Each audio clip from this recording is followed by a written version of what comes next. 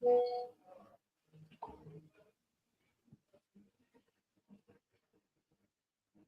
morning.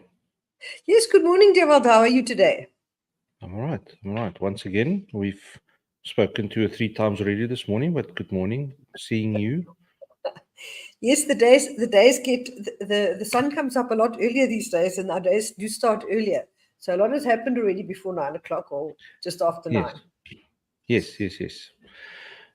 Okay, so like the title says, firstly, I want to just apologize for our absence the last couple of days. We've had a very busy week. We had to be out of the office early mornings, and by the time that we could go live from our phone, we were already in meetings and podcast recordings and all sorts of cool things. So sorry about that. If you guys were missing us, I always say no news is good news. So nobody has sent us a message that they've missed us, but just to apologize. Yes, we do actually have work that we go to. Yes. So what was very exciting and memorable for us within the last couple of days was on Thursday night. We had the huge privilege of attending the 40th anniversary of the founding of TopFruit, the South African IP management company.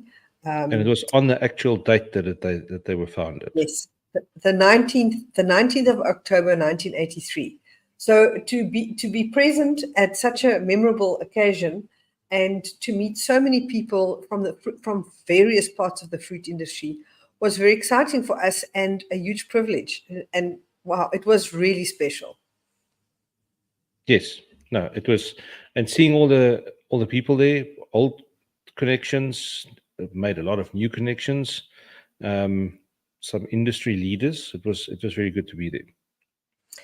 And what's really special about TopFruit is that they were the pioneers on, and then they still are. There are other people doing it now, but they were really the very first people to introduce the concept of intellectual property management for new varieties. Before they started in South Africa, that's correct. Before they started, the concept didn't exist in South Africa, and initially, it was quite a revolutionary approach. And people looked at this and said, "You want to do what? How does this work?" And it's like Rob said in his speech, Rob Mays, and he said that was it his father or somebody that came to him and says, "I think you need to start looking for something else. This IP thing is not going to work."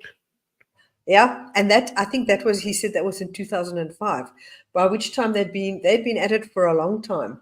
And so, they really stuck to their guns and they really got going with it. And TopFruit now has expanded beyond just apples and pears, which is where they started. And they've diversified into stone fruit, table grapes, and more recently, that was quite some time ago, but more recently into berries, kiwi fruit, and nuts. So this company is really happening. And it's incredible that we've had the opportunity to work with them and to be invited to this incredible function. Yeah, it was a huge honor for us. This little media company from the Platteland. Indeed. And they've recently, I think in the last 2 years or so, they've moved from their original offices into a beautiful older building, which was built by the family that literally started the nursery industry, the tree nursery for fruit production industry in South Africa. And that was Harry Pixton. And the headquarters that they've moved into is the home of his brother, built to those beautiful, large, late Victorian proportions.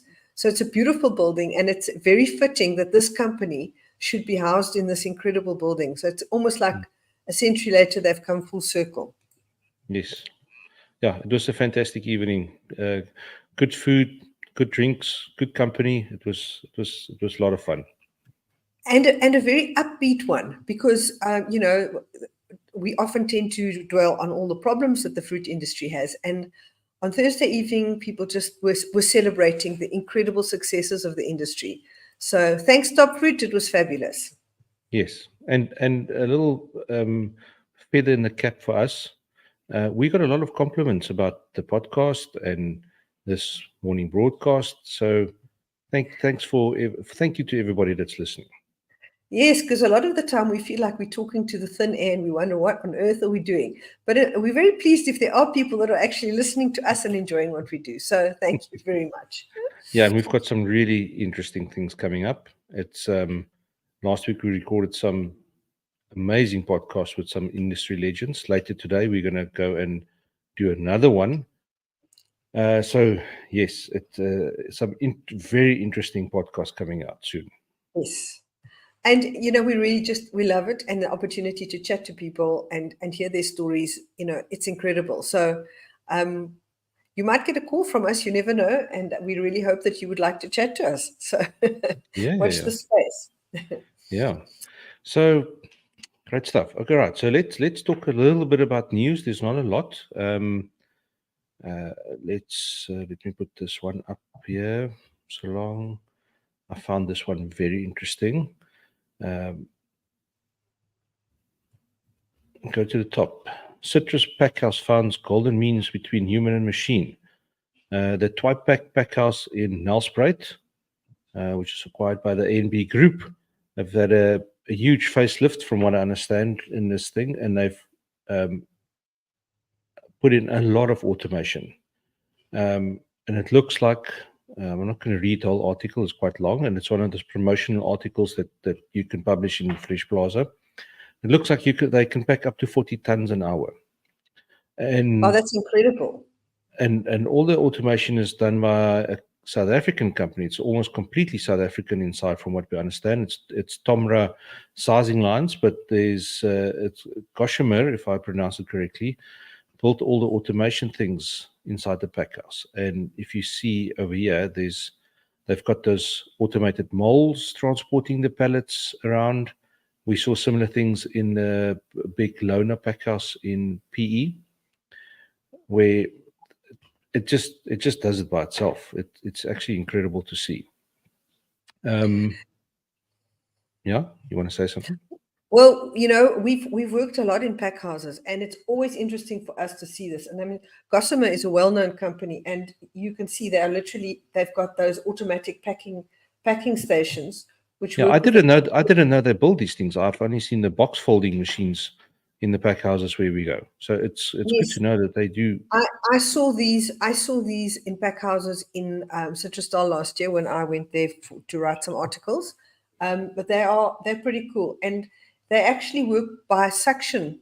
They suck on the top of the orange or the fruit, lift it by suction, and then place it in the carton. So it would be incredible to see something like that.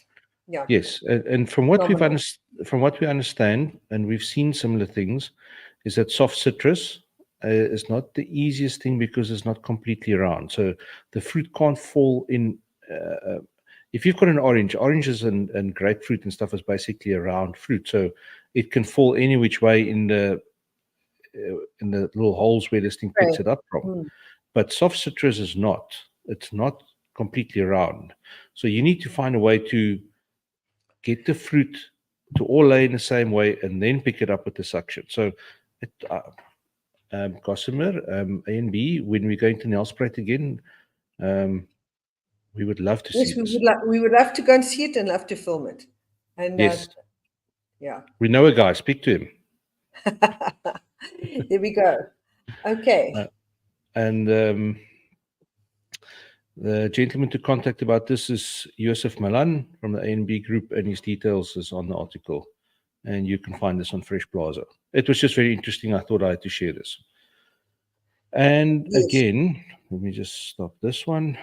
The gift that doesn't stop giving is the South African citrus industry. There's something that we can talk about all the time about this. This article, let me just get this one up here. Mitchell Brook from CGA. Without a rail renaissance, the citrus jobs bonanza is under threat. And it ties in again to the Vision to 60 that they spoke about. I just want to get where I saw that stat. They're going to grow by 100 million cartons by the looks of things. I just want to see, there was a certain part. Okay. If we calculate, as an example, the collective growth in transport demand for the northern production regions, which I presume is Limpopo, Mpumalanga up there, peak season Yes. weekly trips, this is by truck to Durban, will go from the current 2,200 truck trips a week to more than 3,800 truck trips a week. It's a tongue tire there. And that is obviously just for citrus. So it is an enormous. That's almost doubling the transport need there. Yes, and we know what the problem is with all the trucks and the roads. The roads are all stuffed up because our current government can't keep it up.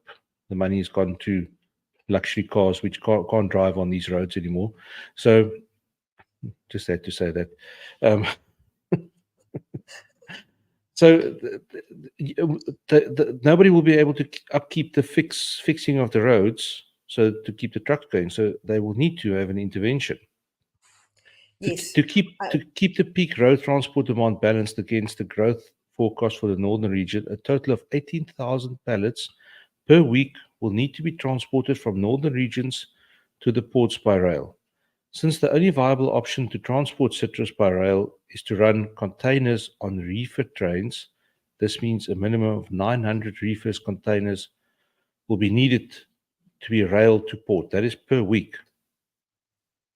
Yes, it's very scary, but I must say there are a few paragraphs down. It refers to something that I heard about before and actually wrote an article about. It says, but we cannot afford to allow Transnet to slide into total chaos. There is a glimmer of light at the end of the tunnel. We need to focus on the projects that work and expand from there. The all-important rail line between Durban and Gauteng, commonly known as the Container Corridor, is currently being put out for private tender participation. So if that is done successfully and there's a private, well, literally we're talking about the private sector coming along and spending money to fix something, obviously then the transport is going to be more expensive, but it might happen. The very next paragraph. Yeah. The 20-year container corridor operating lease will require investment in the rehabilitation, upgrade and maintenance of the rail network and rolling stock assets. Yeah. So whoever's coming there a lot of money. Must have very deep pockets and very long arms.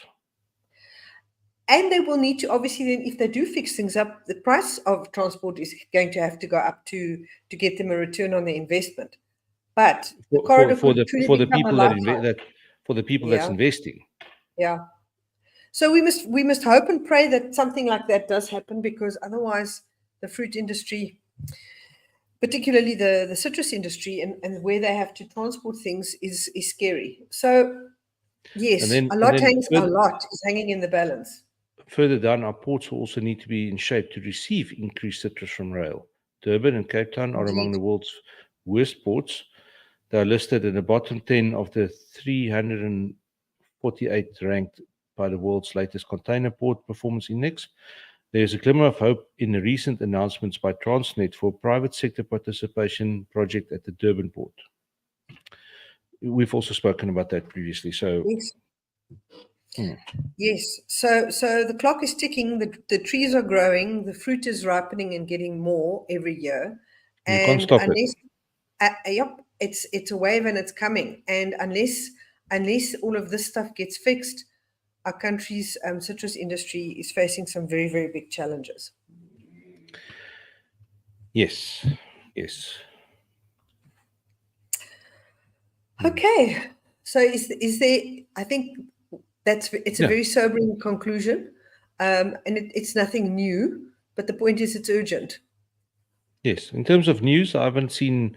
Well, we've also not really been in front of the computer to look for news. But again, if we find anything interesting, we will share it. We certainly will.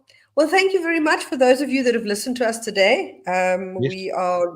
We are really pushing our podcast interviews, and over the next few weeks, we're going to be putting out some very exciting new interviews, and we will keep you posted. And if you think that you will be an interesting chat with us, do contact us. We're open to speak to anybody. We certainly are. So thanks very much. Have a great day. See you later. Bye.